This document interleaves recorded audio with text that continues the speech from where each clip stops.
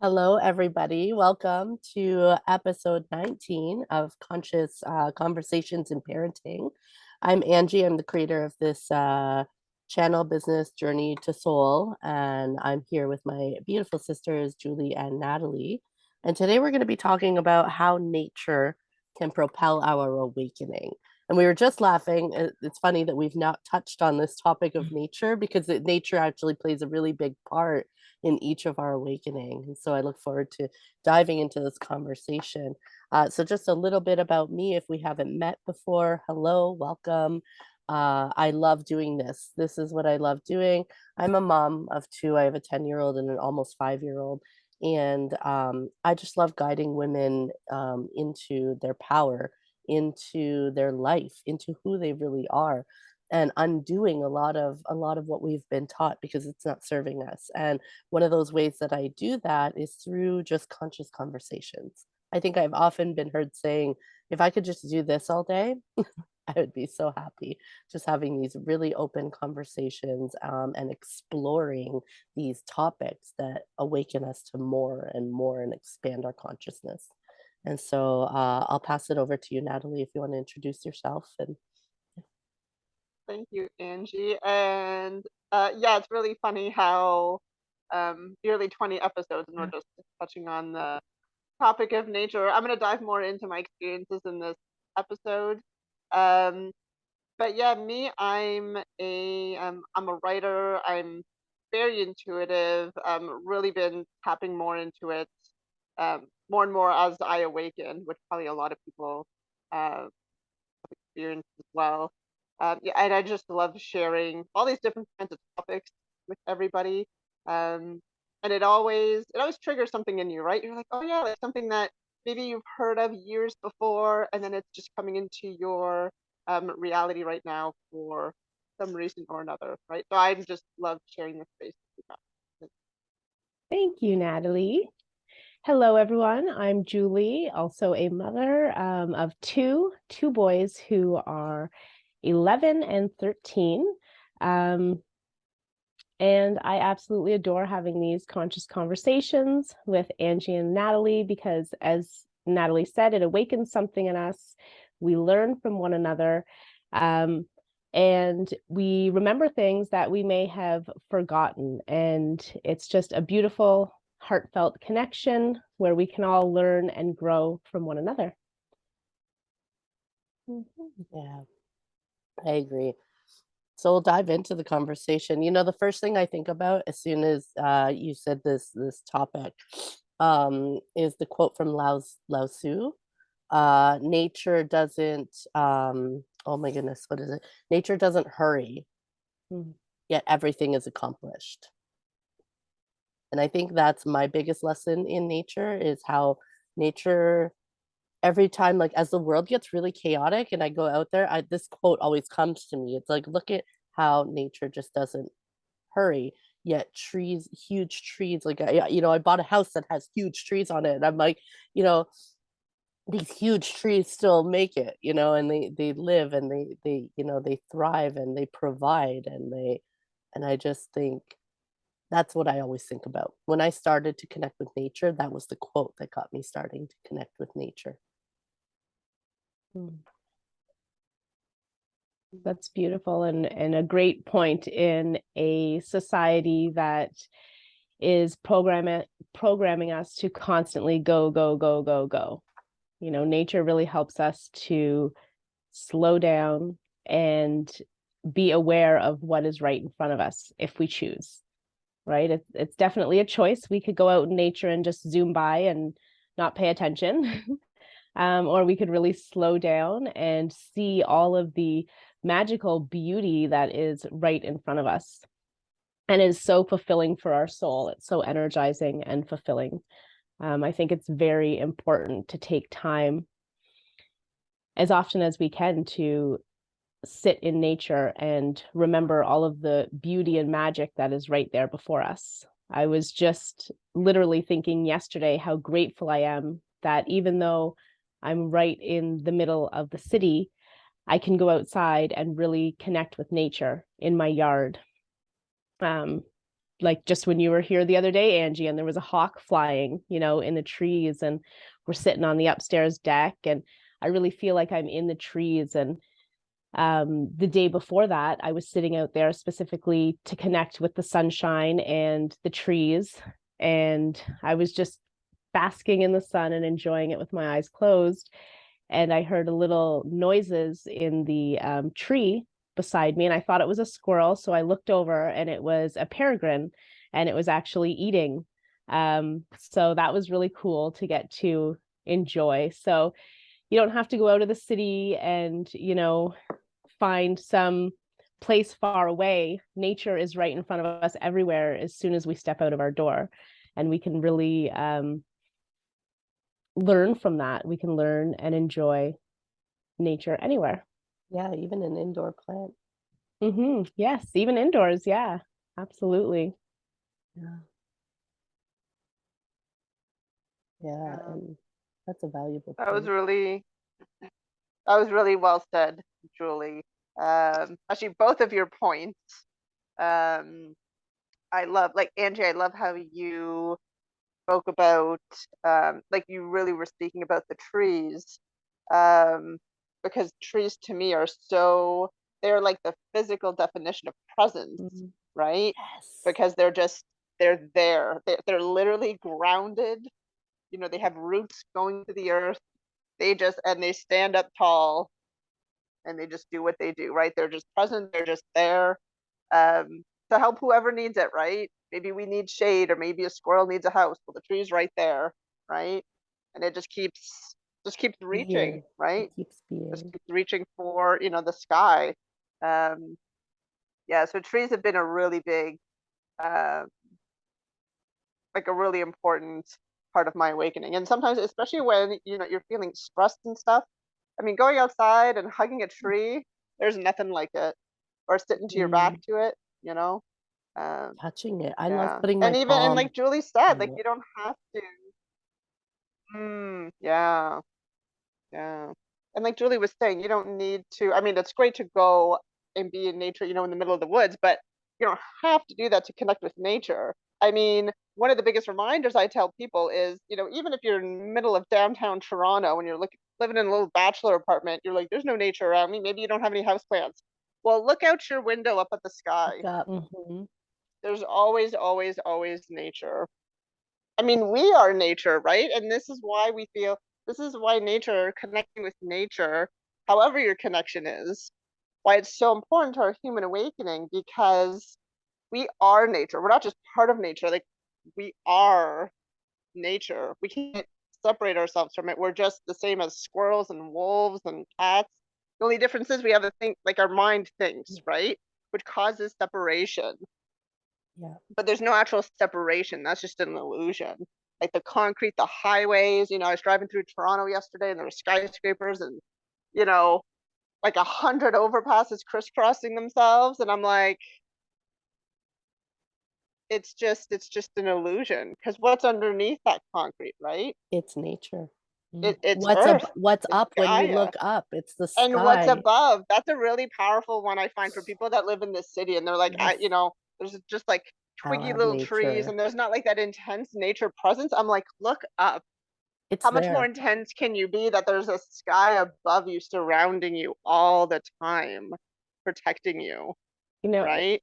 It's funny that you say that because I grew up in the city, and I've always been, as far as I can remember, connected with nature. I remember, my mom's garden and my friend's mom's garden, and I was always, connecting with the bugs and just being outside. Something that's a little bit sad, I used to collect worms because I love them, and I wanted to play with them and keep them when I was very young, and I would put them in a bucket and accidentally kill them every day. They would be crispy the next day, and I didn't understand why. And I still feel bad for that. I'm like, oh, those worms. I save worms all the time now if they're, on the sidewalk or in the sun. I'm saving them. I'm trying to make up for that. But I can, even, growing up in the city, I remember always being connected with nature. And as you said, looking up at the sky. As a teenager, I would get lost in the sky. I walked the city everywhere with my friends, And so many times, all of a sudden, I'd look up and I'd just kind of freeze. And it was me in the sky. And my friends would end up being half a block away, and turn around and notice I was gone and start calling me like, hello, where did you go? And it was just me taking that time to connect with the sky. I just did that numerous times. And That was one of my natural responses too, to deal with trauma. I could be found laying on the grass and up, looking up all the time.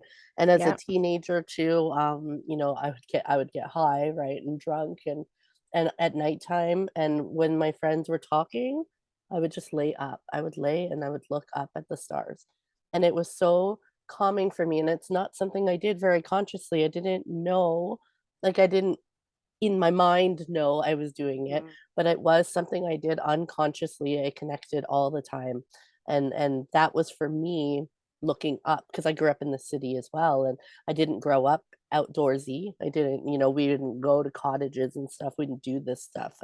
And so for me, my connection to nature exactly was looking up. right. And just as you said that, you reminded me, we used to travel back and forth, from Hamilton to Brantford. Yeah. And I loved the car ride, and I always loved being on car rides. And it's because I would look at the sky and the trees. It was just so wonderful for me. That was my connection with nature. So, I'm in a car on the highway, but still connecting with Still nature. looking at So, nature. the And sky is always above us, like you said, Natalie. I love that. We can always connect with it no matter where we are.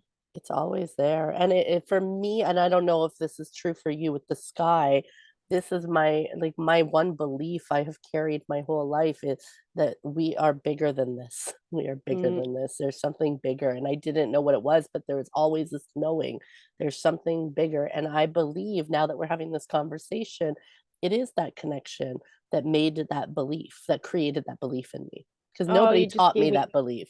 yeah, you just gave me truth bumps. That is Yeah. exactly correct. I would That look up and I created knew it. there was more out there. I knew there Yes. was more. And speaking of awakening, the experiences I had through my life, seeing energetic forms that people may call ghosts, and, having all of those experiences, I think being able to connect with the sky and knowing that there was something more out there made me feel less crazy. Allowed, yeah. Because, the first time I did experience seeing an energetic form and telling my family I saw a ghost, they were like, "Oh, you're sleeping." They're trying to, pass it off as not being real. And, when I started, clairaudience and, having visions, again, I was scared to then tell them, because I thought they were just going to tell me I was crazy. I thought I was going crazy. I was very young. I was, maybe 13, 14 years old. And from my experience from when I was, 11 years old, them telling me, "Oh, you're sleeping. It's not real." I thought, maybe I'm just going crazy. Maybe I'm insane. But having that connection with the sky really reminded me that there is more out there. Maybe I'm not so crazy after all. And then going to see a medium and her letting me know that I had these abilities, these clair audience, and, all of that helped me. But yeah, the connection with the sky is so valuable and so important. And I really love, so like you said, laying and looking at the sky, how expansive it feels, and how we know there's more out there. But then we turn around, on our belly, and we look at the grass and we look at the insects, and just how the contrast to that, that it's just a Tiny. beautiful experience. That's beautiful. And something that keeps coming into my head right now is the living library. So, in my Pleiadian books, that I think Earth, I think that's the one, how it talks about the Earth being a living library. So there is information in absolutely everything on this Earth, and connecting with nature gives us so much information if we take the time to sit and listen and watch, just observe. Yeah. And The slow soul down. recognizes it. That information, the soul recognizes. Right. Even if you don't know what you're looking at, the soul's taking it in. It does. I've learned so much from just sitting there and in silence and just watching, nature. There's so much happening. It's just amazing that, we can just zoom by and see nothing. But when we actually sit quietly and pay attention, there is so much going on, so much interaction, so much life that's happening right there in front of us. I mean, even in the smallest little pile of dirt, there is so much life happening in there. But we have to take the time. Yeah. And that's what, I mean, that's at the end of the day, what nature really teaches us is to bring us back into that presence of just being, right? Like you said, Julie, like just sitting in nature or laying down. I love that, laying down. I have like a slight hill on my property, and I'll just lay there and watch like the trees and the sky. But and the more and more we do this, the more we just sit in nature and just do nothing, and just be present with it, even for a couple minutes a day. It reminds us of who we truly are. Like we are awareness, right? We're not our human bodies. This is just like an outfit we picked for, 80, 90, 100 years. It's not who we are, right? Like when you put on, jeans and a sweater, you're not actually the jeans in the sweater, right? So nature really reminds us of that because, I mean, we've been talking about the sky and the trees and the earth. It's just there, and it's always there, especially the sky. The sky is just always there, and it never ends, right? So that it's like a trigger for us. It reminds us, and it kind of ignites our soul of like, yeah, we're that too. We are that expansive, right? I love what you said earlier, Natalie. It just triggered me when you said it's always there. It's always there, even when you build entire cities on it. It's Yeah. there. Yeah. You can't drown out nature. You drown it out, nothing exists. You can't. Yeah. Yeah, building those connections are so valuable. Now, Natalie, I don't. Oh, sorry. I'm No, sorry. go Julie. ahead. Go on. No, go ahead. Finish your thought because I was gonna. I think Natalie's gonna share a story. I'm hoping she will about her tree. You have a story about your tree over the last year, I don't have a you? lot of stories, but I know which one you're talking about. Yeah. So Yeah. please finish your thought, Julie. Yeah. Oh, I was just saying how, important and valuable it is to make those connections with nature. That's about it. Hmm. Yeah, so I'll take the time now and share um, this really impactful story um, of my relationship with one of um, the oak trees on my property. This thing is massive. And when we moved here about 5 summers ago, so then hold on, let me count back in human years.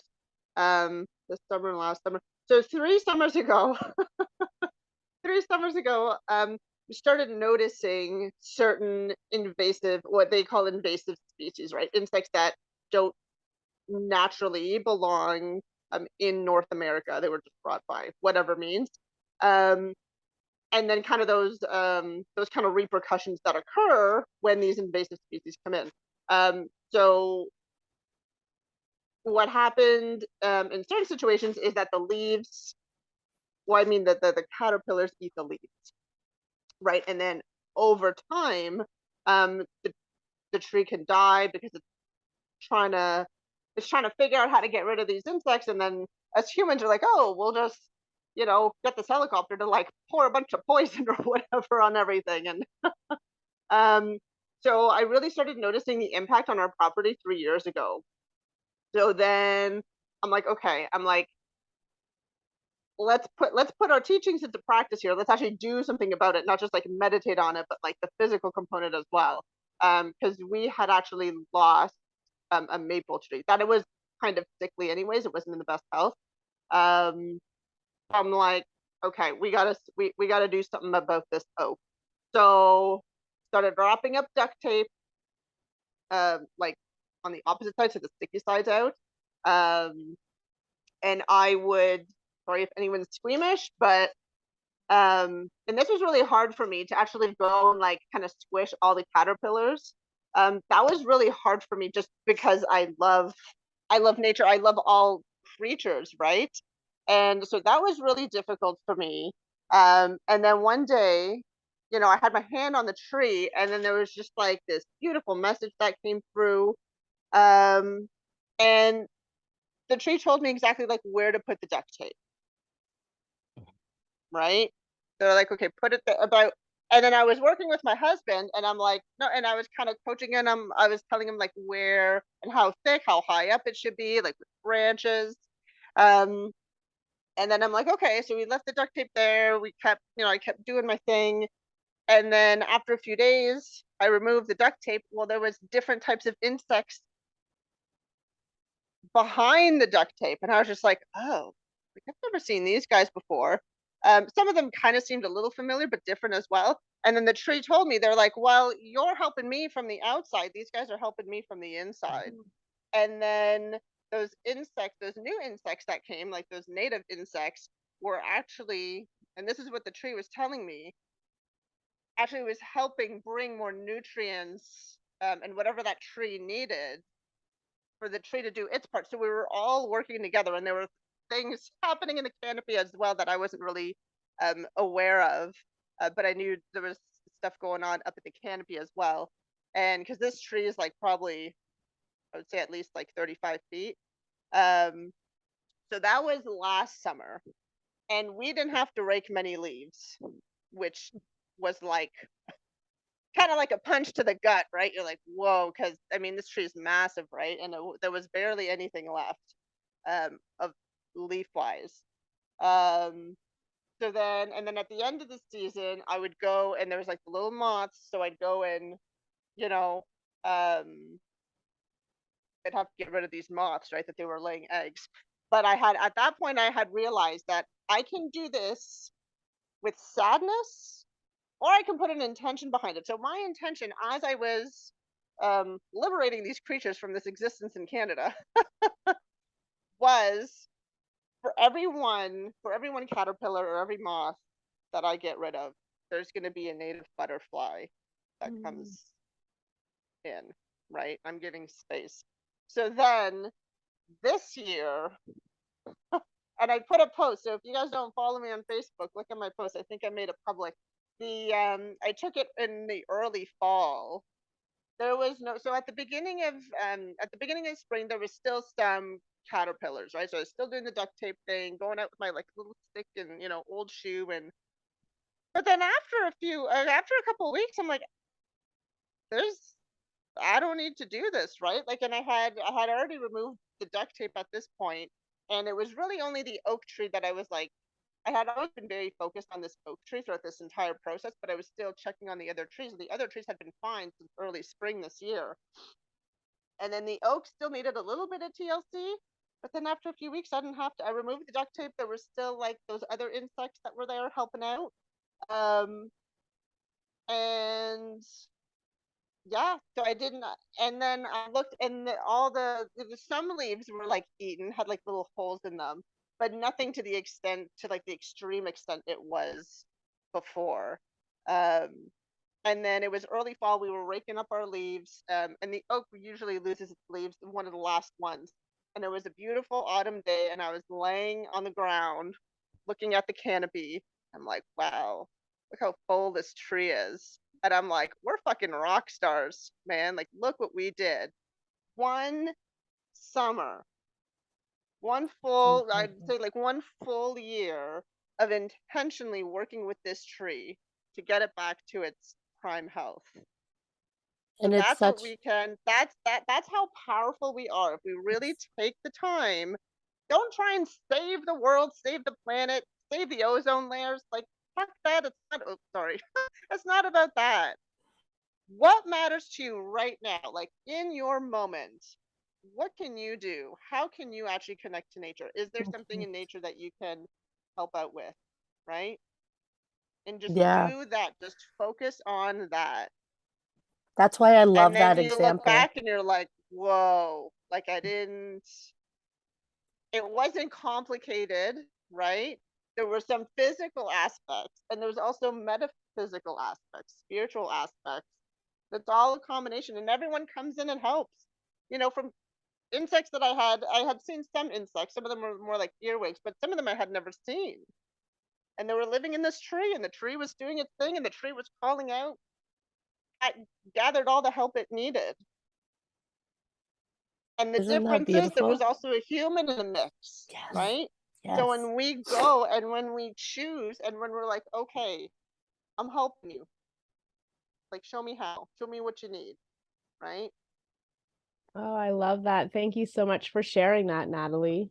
Oh, you're welcome.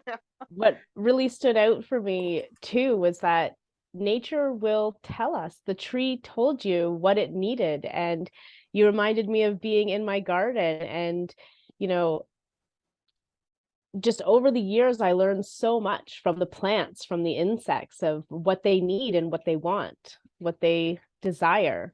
And they don't physically speak words to us, but they communicate with us, and they're always communicating with us if we're willing to listen.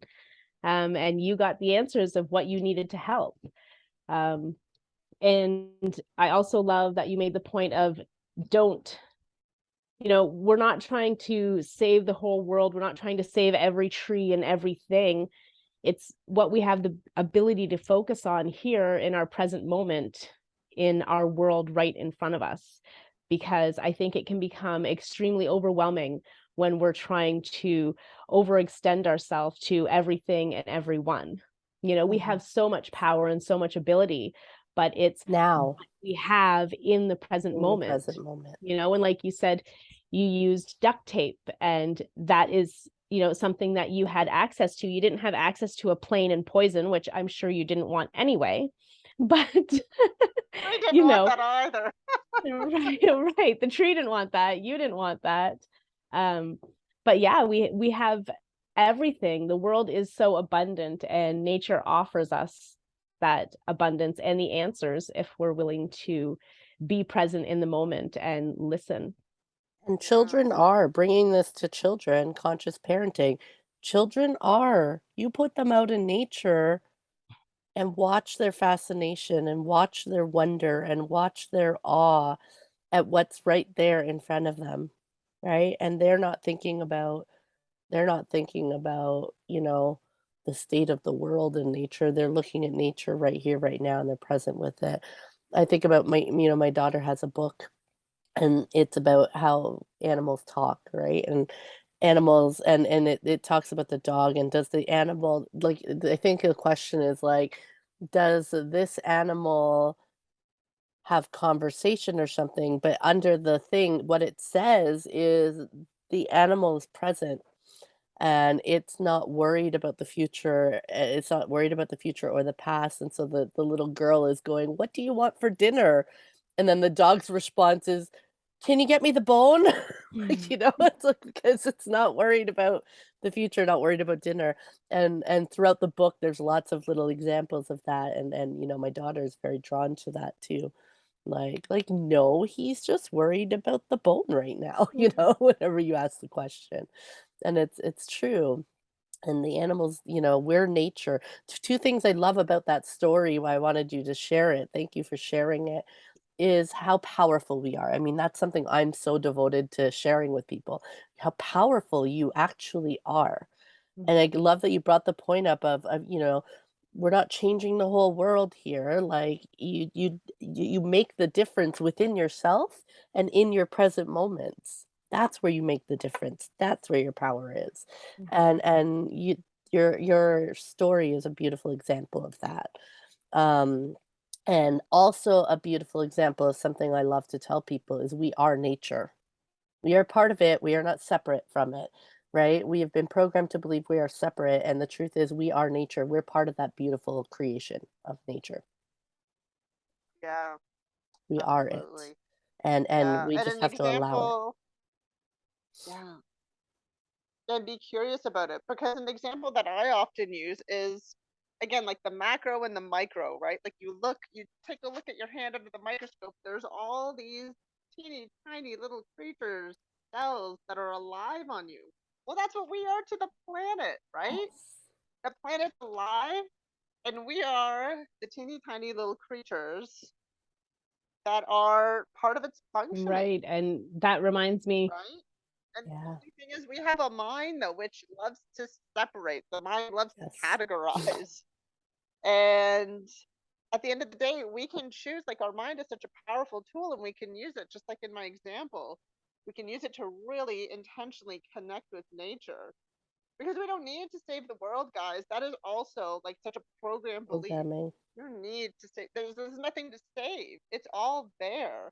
If each one of us It's would just connect with thriving. like one blade of grass a day, or one tree, or just look at a squirrel and not call it a squirrel, just like be with it, the world would be so completely different, because we would all be harnessing this power that's within us, right? Yes, there's a We just have force. to discover that power within ourselves. Those cells that you're talking about in the body, there's a force that communicates with those cells, that moves those cells where they need to go. You don't do anything. There's a force that runs through it. The same way there's a force that runs through all of nature in this physical world. Like you, the bugs, the tree, like there's a force communicating, and you chose to tap into it.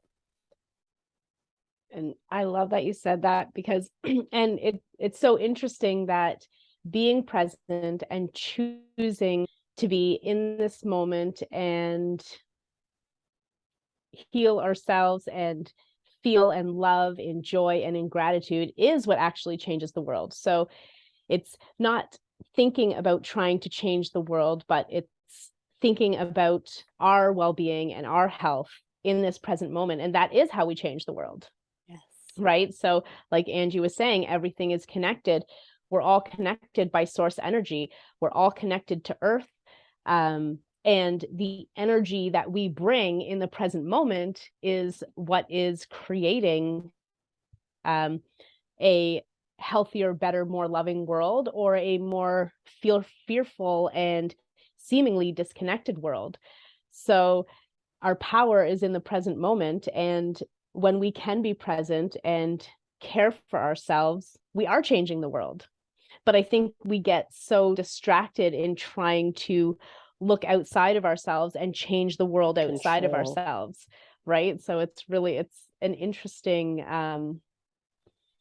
it's interesting because we're not trying to look outside and focus and change the world. But when we look inside and we stay with ourselves, we are changing the world.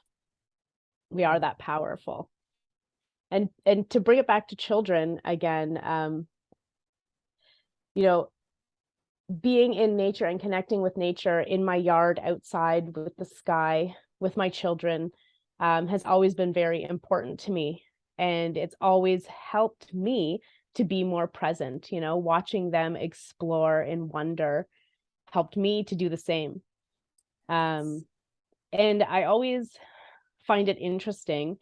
Children want to touch and they want to explore in that way. And I've always been so conscious of them being respectful of the living creatures that are there. That's something I've really tried to teach my children and all children that I've worked with. I've been a nanny, I've worked in daycares, I've taken care of a lot of children. And it always just, almost breaks my heart when they're trying to pick them up and play with them and injuring them or killing them, you know? So I think it's such a great lesson for our children to learn respect out in nature, how to, walk on the trails, don't walk off the trails, allow nature to be. We don't want to interfere. We just want to observe, right? Yeah, so there's been a lot And of isn't that a beautiful reflection of what we want to do with ourselves too? Yes, absolutely. Absolutely. When we go places like camping or whatever, and we see the other kids, or I see the other kids catching like crayfish one time, they're killing so many and injuring so many. And it's just breaking my heart. And I would always be the mother saying, no, don't touch, just look, and hoping other people would overhear as well. Because I'm not going to step in and tell them what to do, but I am going to guide my children to be loving and respectful. But it always breaks my heart. I can only stay for so long. And then I'm like, okay, let's go do something else. I can't watch them killing and injuring any longer. But it's such an important lesson to learn that we can teach in nature. And right now, these conversations reminded me, we're reading a couple books right now. I read the book, The Wish Tree, to my boys, and now my son is reading it. And that's a beautiful book from the perspective of a tree. It's absolutely beautiful about how they're connected, how they communicate, the presence of just being still and observing. And I'm also reading a book, and I can't remember the name right now. I'll go get it in a second, but it is talking about all of the interconnectedness of nature. So bringing these concepts into my children have been very valuable for me and my parenting, and important. And I love seeing them learn and discuss it and really ponder these things, because I think a lot of times it's not necessarily brought into parenting. Like it's when you're reading a parenting book, I'm not really finding, remember to connect with nature, remember to teach your children about nature. Under a tree when you're changing the diaper, Exactly. I'm going to run grab that book though, so I can show you though, because it is so cool. I love how she mentioned, she said something about distraction, and that's what the whole external world, whatever that looks to you, maybe your family, your workplace, whatever TV show you're binging, is all meant to distract you. And this isn't in like a pessimistic way, guys. This is just the veil or the wall that humanity has built up around This ourselves, is the matrix, so that we can break through it, right? Yes. But nature reminds us, nature like takes us away from all those distractions, because the external world wants to distract us from like our inner self, right? Our inner awakening. Yes. And nature is there. Nature surrounds us all. Whether you're, Doesn't matter what you're renting a experiencing. bedroom in, downtown Philly, wherever you are, just look down at your hand. This is nature right there. Okay, look up at the sky. It's all set up in a way that we can awaken in our own way, but that's why nature's all around us. Nature is a physical representation of us out there.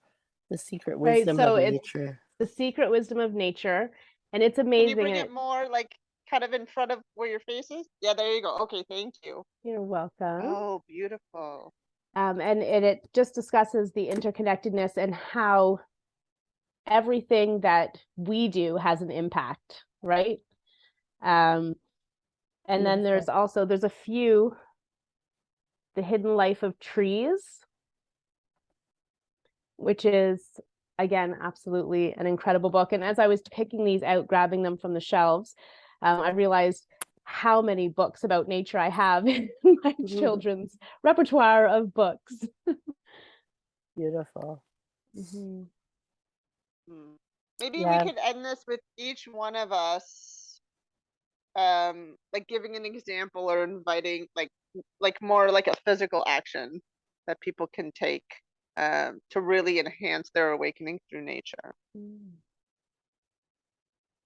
Well, I can go first. My biggest one was gardening, learning how to garden, right?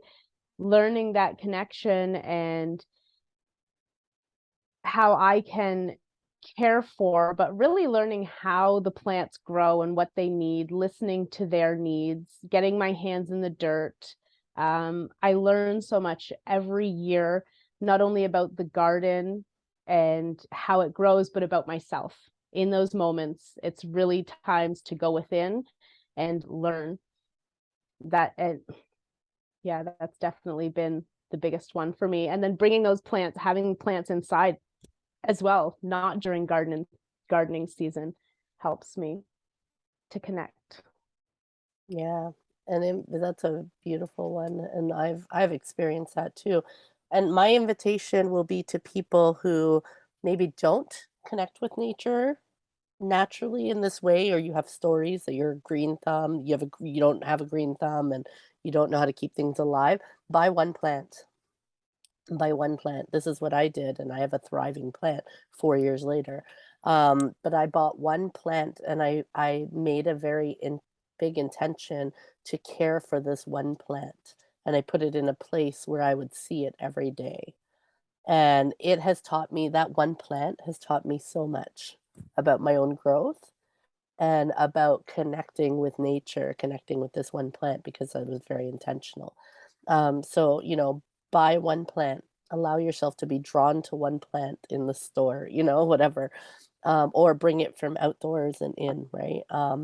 But get one plant and get intentional with it. Yeah, can I just add to mine? I used to say I had a black thumb because I killed Awesome, everything. Yeah, So yeah, it's definitely can be a trial and error, and yeah. we have to find where starting with one small thing But is be definitely intentional with helpful. it. And Yeah, just buy intentional, one yes. thing and become intentional with it to discover, because I want you to discover your power and your Hmm. power to connect and receive information from the plant. Like the plant taught me how to take care of it. Yes. Yeah. That's my invitation.